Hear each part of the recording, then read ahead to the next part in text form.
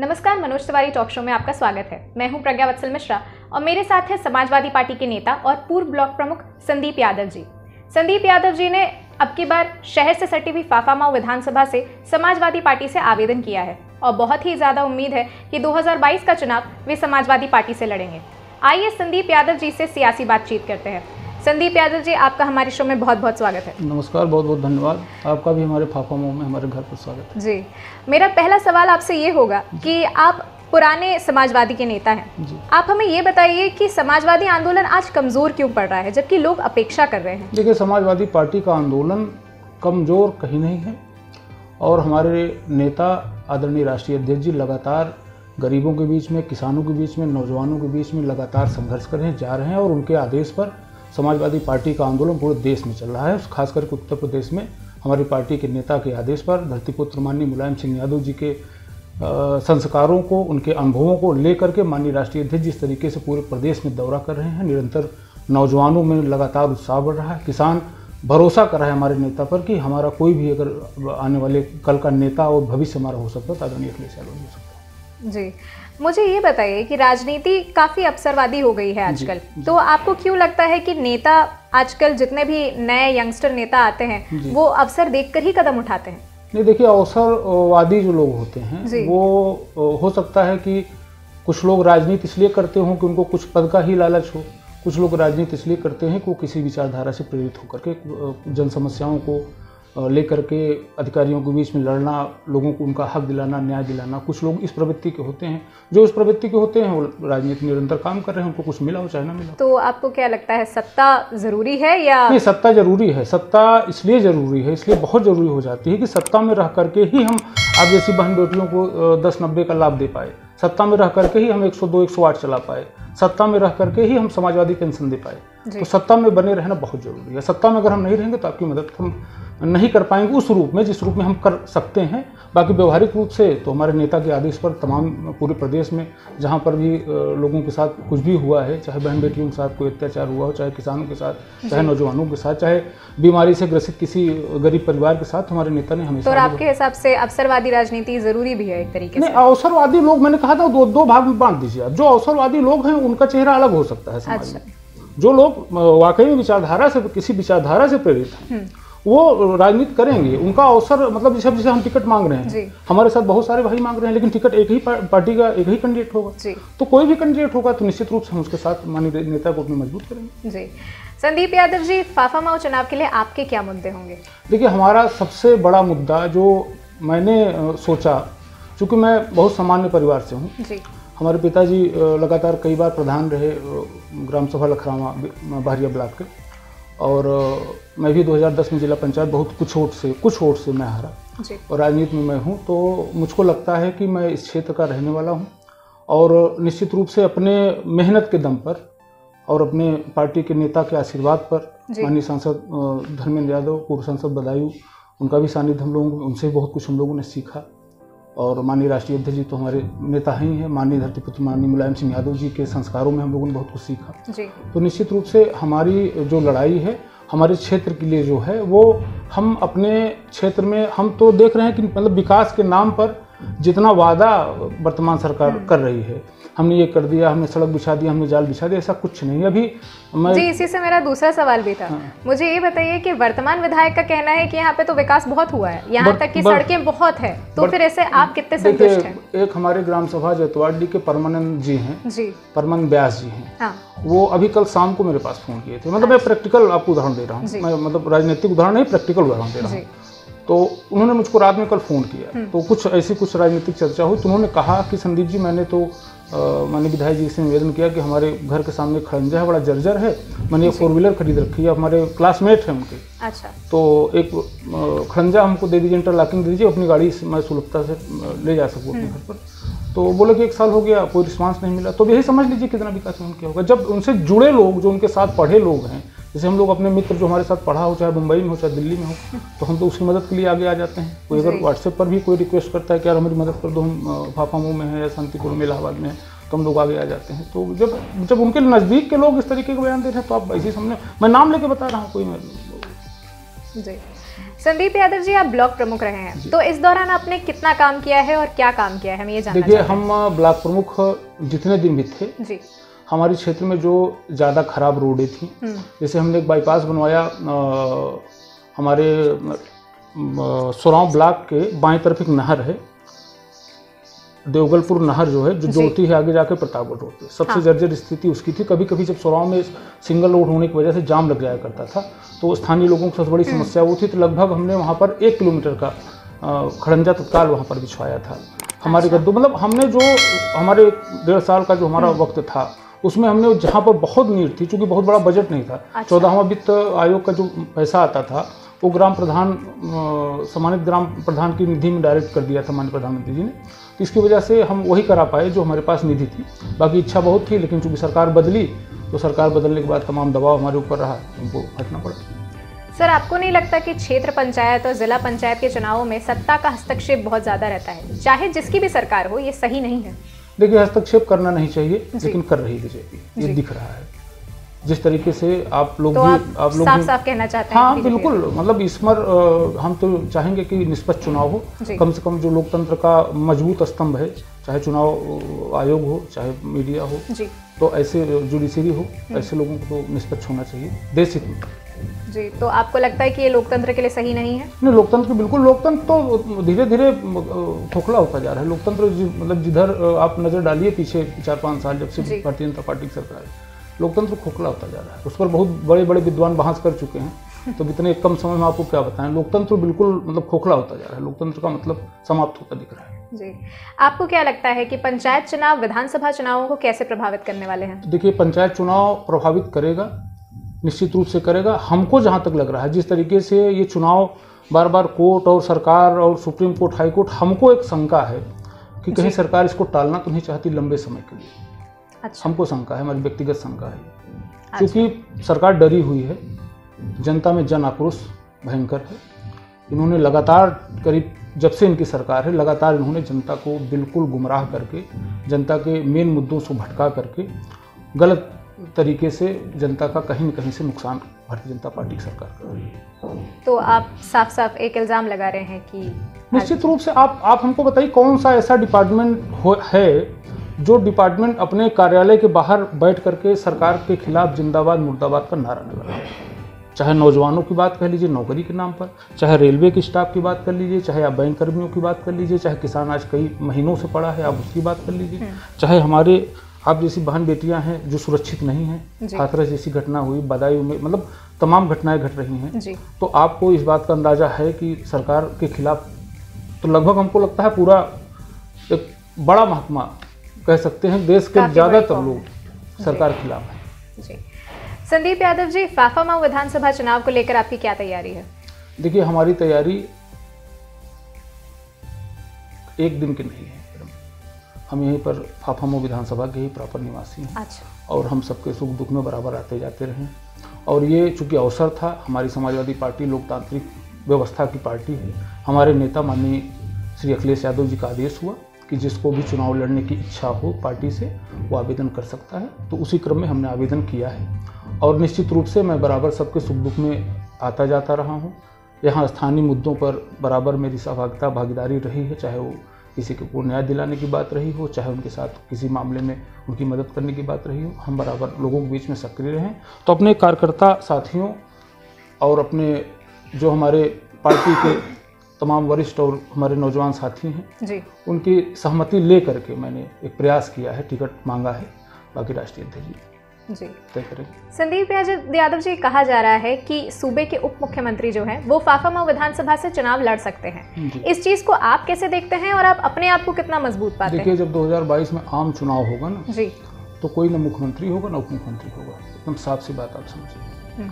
और जनता की अदालत बहुत बड़ी अदालत होती है जी। उसमें बहुत बड़े बड़े नेताओं को हमने हारते देखा है, बहुत नाम है, नाम नहीं लेना चाहेंगे किसी का। तो यही उपचुनाव में हम लोगों ने डिप्टी सीएम साहब की सीट पर ही हम लोगों ने उपचुनाव जीत करके श्री नागेंद्र सिंह पटेल जी को हम लोगों ने सांसद बनाया था। तो हम उसको कोई बहुत बड़ा हुआ नहीं मानते हैं, आने दीजिए। तो आप अपने आप को काफ़ी मजबूत खिलाड़ी के रूप में देख रहे हैं? हम लोग देखिए, जनता जिसके साथ रहेगी वो मजबूत है। जनता आज भारतीय जनता पार्टी के बिल्कुल खिलाफ है।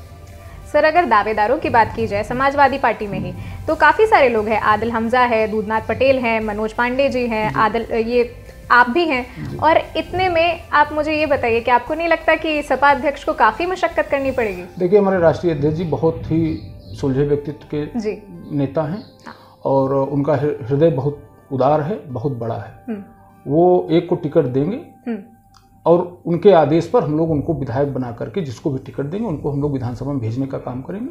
बाकी राष्ट्रीय अध्यक्ष जी पर हम लोग भरोसा रखते हैं, राष्ट्रीय अध्यक्ष जी अच्छा करते हैं। क्या ऐसा हो सकता है कि एक को टिकट मिलने से बाद में गुटबाजी नहीं? नहीं, हमारी तरफ से तो ऐसा नहीं महसूस होता है। हमारी पार्टी के जितने भी वरिष्ठ लोगों ने आवेदन किया है समाजवादी पार्टी में, वो कहीं से भी हमको ऐसा नहीं लगता, कोई भी ऐसा नहीं महसूस होता है कि वो गुटबाजी या ऐसी कोई परिस्थिति होगी। हमारे नेता का सम्मान सबके हृदय में है और हमारे नेता का जो आदेश होगा वही अंतिम निर्णय होगा। संदीप यादव जी, आप फाफामऊ विधानसभा से नेतृत्व करना चाहते हैं, ऐसे में आपको क्या लगता है फाफामऊ विधानसभा की सबसे बड़ी ज़रूरत क्या है? देखिए मैडम, हमारे यहाँ ज़रूरत तो ये सही है, आपके टॉक्सों में ही हमारे तमाम साथियों ने इस बात को रखा जी। हमारे यहाँ नौजवानों को नौकरी के लिए यहाँ पर कम से कम कुछ कल कारखाने यहाँ पर लगें जी, कुछ कॉलेजेस यहाँ पर आएँ, फैक्ट्रियाँ आए, कुछ जो हमारी अगर गवर्नमेंट समाजवादी पार्टी की बनती तो हम लोग आत्मनिर्भर नेता से कह करके अपने क्षेत्र में ले आने का काम करेंगे, जिससे हम नौजवानों को रोजगार दे सकें। और दूसरी चीज़, हमारा जो ये बेल्ट है ये कृषि प्रधान कह भी सकते हैं, मतलब सरल भाषा में। तो यहाँ पर कृषि से संबंधित, जैसे हमारे यहाँ टमाटर होता है, हमारे यहाँ कोल्ड स्टोर में आलू तुम्हारी स्टोरेज बहुत पर्याप्त मात्रा में है, बहुत अच्छी अच्छी सब्जियाँ हमारे यहाँ उपलब्ध हैं। तो ऐसे में अगर हम कोल्ड स्टोरेज वगैरह अगर बनवा पाएंगे तो निश्चित रूप से हमारे क्षेत्र में हमारे किसानों को भी भरपूर लाभ मिलेगा। तो अगर किसानों पर, नौजवानों पर, बेरोजगारी पर अगर हम फोकस करके काम करेंगे तो निश्चित रूप से हम अपनी विधानसभा को समृद्ध कर पाएंगे। बाकी रोड, नाली, खड़ंजा तो हम लोग अपने नेता से कह करके, निवेदन करके हम बहुत सारा काम करा सकते हैं। जी सर, आपको नहीं लगता कि बसपा और सपा का जो गठबंधन है उसके टूटने से 2022 के चुनाव पर भी कोई असर पड़ेगा? देखिए, हमारे नेता ने गठबंधन के लिए, हमको जो लगता है, हमारे माननीय मुखिया श्री अखिलेश यादव जी की तरफ से गठबंधन पर उस तरीके का कोई बयान नहीं आया कि हम लोग बसपा को बहुत खराब पार्टी के हैं। लेकिन हमारे नेताजी ने एक बात जरूर कही कि हम किसी बड़े राजनीतिक दल से गठबंधन नहीं करेंगे। इतनी जानकारी हमको उस मुद्दे पर है, बाकी बड़ी बात है हमारे नेता जानने से। जी, यहाँ मैं लेना चाहूँगी एक छोटा सा ब्रेक।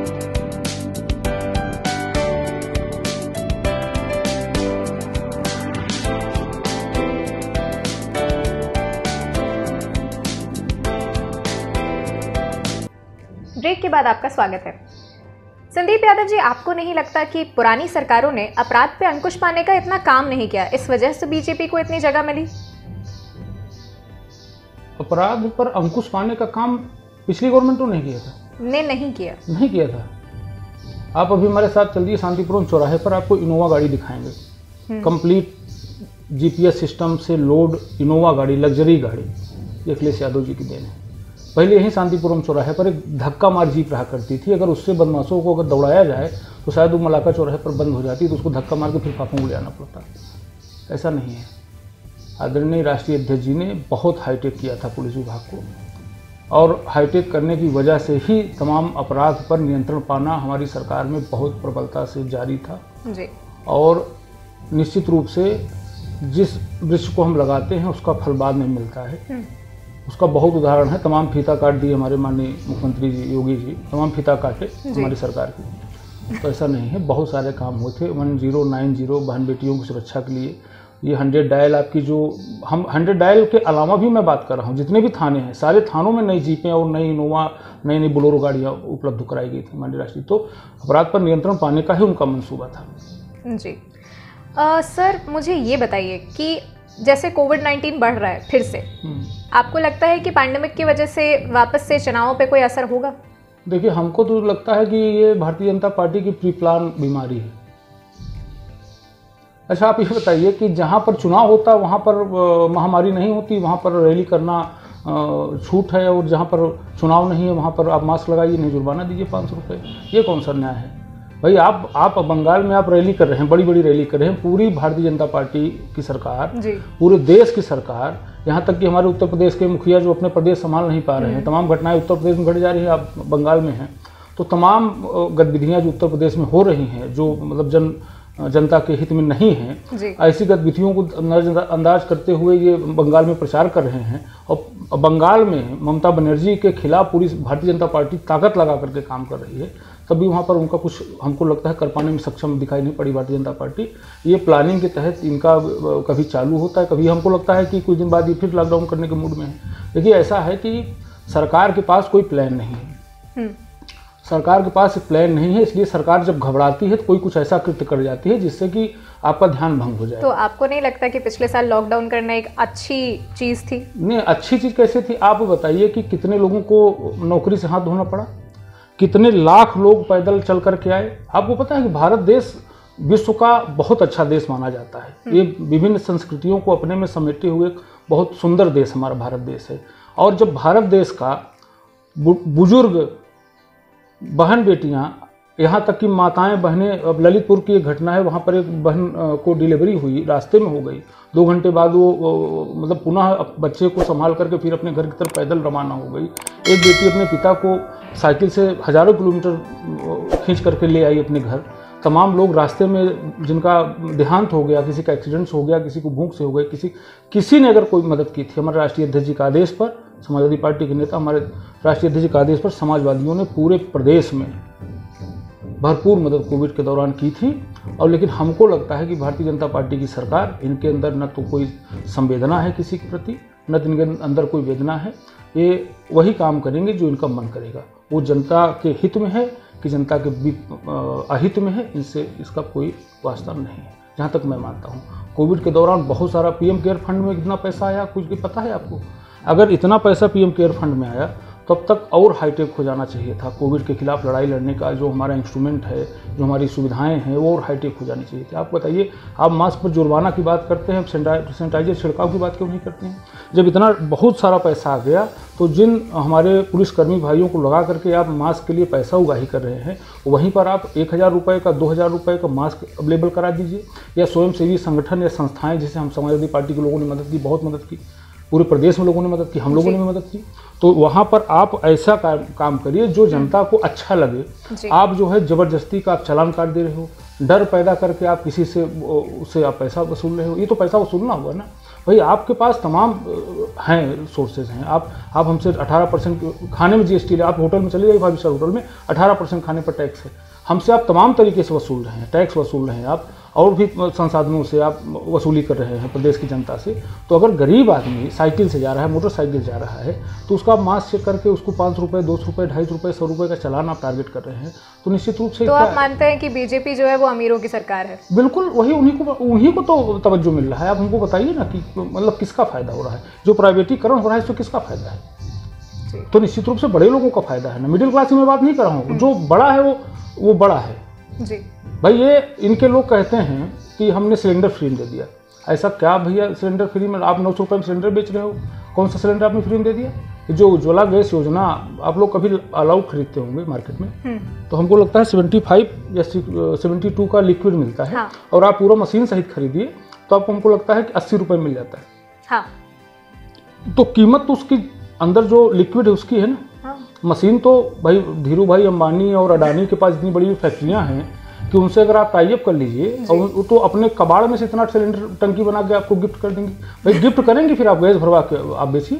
तो गैस किसका जा रहा है? वो भी व्यापारी का जा रहा है। टंकी फ्री में बेच दिए, बेचे टंकी। आपको पता होना चाहिए कि जो टंकी उज्ज्वला गैस योजना के अंतर्गत गाँव में बांटी गई थी, जो मुझको जानकारी है, शायद मैं सही जानकारी रख रहा हूँ, जो मुझको जानकारी है, उन सिलेंडरों की सब्सिडी तब तक गरीबों के खाते में नहीं आई जब तक कि उस सिलेंडर का एक्चुअल रेट उनसे वसूल नहीं किया गया। तो छूट कहाँ दी आपने? कहाँ आपने फ्री में गैस बांटा? देखिए, भारतीय जनता पार्टी ये जान चुकी है कि भारत की जनता ज़्यादातर गरीब है, ज़्यादातर ज़रूरतमंद है। इन्होंने कुछ योजनाओं को दूसरे रूप में, जैसे कोविड के दौरान इन्होंने गल्ले के रूप में कोटेदार के यहाँ से कुछ अनाज लोगों के यहाँ उपलब्ध कराना शुरू किया जी। तो वो क्या हुआ कि वहाँ पर जब काम धंधा आपने छीन लिया, तो जब काम धंधा छीना, लोग पैदल हो गए। भाई बिल्डिंग से रिलेटेड जितने भी काम थे, लेबर मजदूर सब अपने घर लौट गए, बाहर से अपने यहाँ फैक्ट्रियाँ बंद हो गई, तो सबका लगभग काम क्लोज हो गया, दुकानें बंद हो गई, बड़े बड़े मॉल बंद हो गए। हाँ। तो जब काम कम हुआ तो आदमी घर गया, अपने गाँव गया, तो गाँव पर भी कोई काम नहीं था। कहीं सब बंद है तो सब बंद है। जब गांव में गया तो उसको अनाज मिल गया खाने के लिए पेट में, तो उसको ये लगा कि ये बहुत अच्छा है। तो उसी पर भारतीय जनता पार्टी अपना दिमाग लगाए रखी है कि इनको कुछ नहीं, केवल इनको पेट भरना है, बाकी इनको न तो दवाई चाहिए, न पढ़ाई चाहिए, न इनके बच्चों को इनको शिक्षा देनी है, न इनके बच्चों को इनकी नौकरी चाहिए, इनका पेट भर दो। ये मानसिकता भारतीय जनता पार्टी ने बना रखी है। जो गरीब है उनको केवल 2 निवाला दे दो, वो उसी पर जिंदा रहे, उनकी सांस चलती रहे, यही अच्छे दिन है। इसी अच्छे दिन की कल्पना करके भारतीय जनता पार्टी अपनी सरकार चला रही है। तो आपको लगता है कि पिछली बार की तरह इस बार बीजेपी की सरकार का कोई ऐसा नहीं है, कोई कंपटीशन नहीं है इस बार सपा बसपा वगैरह लोगों के सामने, और इस बार हमारी यूपी की जनता ये बात जानेगी? मैं अपने सम्मानित आपके चैनल के माध्यम से मैं अपने सम्मानित प्रदेश की खास करके, चूंकि 2022 में चुनाव होने वाले हैं, हमारे नेता श्री अखिलेश यादव जी ने हर क्षेत्र में काम किया था जी, और उनके कामों को हिंदुस्तान ही नहीं कई देशों में उनकी तारीफ की गई, चाहे वो 100 डायल की बात हो, चाहे 1090 की बात हो, चाहे 102 की बात हो। इस पर बहुत अच्छे देशों के लोगों ने कमेंट किया था माननीय राष्ट्रीय अध्यक्ष जी के पक्ष में। मेट्रो की बात अगर कर लें तो फिलहाल हमको तो नहीं लगता है कि उत्तर प्रदेश की सम्मानित जनता इनको पचा पाएगी। ये बिल्कुल सत्ता में रहने लायक नहीं है, और निश्चित रूप से आदरणीय अखिलेश यादव जी ने लोगों के बीच में काम किया था। तो हम जान रहे हैं, इस चीज़ को समझ रहे हैं कि सम्मानित जनता अब की बार अखिलेश यादव जी के साथ मन बना चुकी है, और अखिलेश यादव जी भावी मुख्यमंत्री हैं उत्तर प्रदेश जी। सर, आप जातिगत फैक्टर को कितना ज़रूरी समझते हैं चुनावों में? देखिए, जातिगत फैक्टर की बात पर हम अपनी एक बात कहना चाहेंगे जी, कि हम जिस नेता के लिए काम करते हैं आदरणीय अखिलेश यादव जी, वो जाति में या धर्म में बढ़ने वाले नेता नहीं है। उनका जो काम है वो कहीं न जातिगत था न धार्मिक था। उन्होंने हमेशा विकास की बात की और विकास का उन्होंने काम किया। उनकी तरफ से कोई जाति या जातिगत आधार पर राजनीति का कोई न उनके ऊपर हम लोग कभी ऐसा महसूस कि उनके बॉडी लैंग्वेज से, न तो हम लोगों का उनके बीच में कभी कभी सानिध्य मिलता है, कभी हमारे नेता की तरफ से कोई ऐसी नहीं। वो सबको प्यारे हैं और सब के लिए वो प्यारे हैं, और वो सबको प्यारे हैं जी। वो सबको चाहते हैं। वो नौजवान को नौजवान की नज़र से देखते हैं, और जात की नज़र से नहीं देखते हैं। किसान को किसान की नज़र से देखते हैं। किसान कोई जात नहीं होती मैडम। धर्म ये भारतीय जनता पार्टी का चुनावी एजेंडा है। हमारी पार्टी में कोई ऐसी धार्मिक व्यवस्था नहीं है कि हमारा कोई धर्म है या कुछ है। हमारे नेता मस्जिद में भी गए हैं माथा टेकने। हमारे नेता भगवान श्री कृष्ण के यहाँ भी मथुरा होकर के आए हैं। हमारे यहाँ तो सपा सिर्फ काम को देखती है, समाजवादी पार्टी काम को देखती है। हमारे नेता की जो नियति है वो जनता को खुशहाल बनाने की है, उत्तर प्रदेश को खुशहाली के रास्ते पर ले जाने की है। हमारे नेता का जो लक्ष्य है वो नेताजी के सपनों को साकार करने का है, कि अंतिम व्यक्ति को वह हर लाभ मिले जिससे वो संतुष्ट हो अपने परिवार से। सर, आप छोटे दलों का क्या रोल देखते हैं चुनावों में? भागीदारी मोर्चा अब की बार बीजेपी का रास्ता आसान करेगी या सपा के लिए कठिन कर देगी, क्योंकि ओवैसी हैं उसमें? देखिए, ओवैसी या और किसी भी दल की बात हमारे से छोटे कार्यकर्ता के मुंह से बड़ी बात मानी जाएगी। अच्छा। हमारे राष्ट्रीय अध्यक्ष जी इसमें सक्षम है निर्णय लेने में, और उनके निर्णय का हम लोग स्वागत करेंगे। उनका जो निर्णय होगा उस पर हम काम। संदीप यादव जी अगर विधायक बनते हैं तो उनका पहला काम क्या होगा फाफा की जनता के लिए? मैडम, हम सबसे पहले तो अपने विधानसभा क्षेत्र में हमारे राष्ट्रीय अध्यक्ष जी अगर मुख्यमंत्री बनते हैं, हमारे विधायक बनने के बाद, क्योंकि एक एक विधानसभा जीतेंगे तभी हमारे नेता मुख्यमंत्री बन पाएंगे, तो हम निश्चित रूप से अपने नेता से रिक्वेस्ट करेंगे, अपने नेता से हाथ जोड़ेंगे, अपने नेता से कहेंगे कि हमारे फाफों विधानसभा में फैक्ट्रियाँ लगाई जाएं, किसानों के लिए कोल्ड स्टोरेज बनाए जाएं, इनकी अच्छी उपज हो सके, इनके नलकूप की व्यवस्था की जाए, क्योंकि सिंचाई फ्री हमारे नेता ने किया ही था। अच्छा। नौजवानों के लिए और कोचिंग की व्यवस्था हम चाहेंगे अपने नेता से। हमारे फाफामों में बहुत ज़मीनें हैं सरकारी, यहाँ पर एक मुफ्त की कोचिंग भी हम अपने बच्चों को चलाने का निवेदन करेंगे। और हमारी एक इच्छा है, हमारा सोराव बेल्ट एथलीट के लिए जाना जाता है फाफामऊ सोराव। हमारे बहुत सारे बच्चे निकल करके खेलकूद में आगे बढ़े हैं, मतलब इंटरनेशनल लेवल के हमारे खिलाड़ी हमारे सोराव से निकले हैं। तो वो हम लोग देखते हैं, हम लोग भी प्रैक्टिस किए हैं एथलीट के रहे, 100 मीटर और हाई जंप में भी किया हूँ। तो हम लोग चाहेंगे कि हमारे यहाँ एक बढ़िया स्टेडियम, हमारे राष्ट्रीय अध्यक्ष ने एक स्टेडियम प्रस्तावित किया था, लखरावा हमारा है गाँव, वहाँ बगल में था लेकिन नहीं बन पाया। वर्तमान सरकार नहीं बनाना चाह रही भारतीय जनता पार्टी की। तो निश्चित रूप से हम लोग कम से कम हमारे फाफों विधानसभा में एक बड़ा स्टेडियम जहाँ पर बच्चे खेल कूद सकें, और यहाँ पर हम लोग अपने बच्चों का और उनका उज्जवल भविष्य कर सके, ऐसी हम व्यवस्था करना चाहते हैं। आखिर में संदीप यादव जी जनता को क्या संदेश देना चाहेंगे? हम जनता से हाथ जोड़ करके यही निवेदन करना चाहेंगे कि आप लोग अपना 2022 का बहुमूल्य मत खराब न करिएगा। भारतीय जनता पार्टी की सरकार केवल सपना दिखाने वाली सरकार है। ये केवल सपना दिखा सकती है, ये हकीकत में कुछ भी करने में सक्षम नहीं है। अगर ये सक्षम होते तो इनकी कुछ नीतियाँ होती, वो नीतियाँ आज सड़क पर दिखती। बिल्कुल ये फेल हैं, हर मोर्चे पर फेल हैं। एक सुयोग्य, जो सबके दुख दर्द में शामिल होने वाले नेता, जो गरीबों की सुनने वाले, जो हम सबका दर्द समझने वाले हैं, किसानों का, नौजवानों का, बुजुर्गों का, सबको समझने वाले नेता हैं आदरणीय अखिलेश यादव जी के लिए सब लोग एकजुट होकर के उनको 2022 में मुख्यमंत्री बनाने के लिए हम संकल्प लें। ऐसी हम कल्पना अपने सम्मानित जनता से करते हैं, उनसे निवेदन करते हैं। जी, संदीप यादव जी, हमारे शो में भाग लेने के लिए आपका बहुत बहुत धन्यवाद। थैंक यू, आपका आप आए इसके लिए बहुत बहुत धन्यवाद। जैसा कि आपने देखा, हमारे साथ थे पूर्व ब्लॉक प्रमुख और फाफामऊ विधानसभा से समाजवादी पार्टी से आवेदन कर चुके संदीप यादव जी।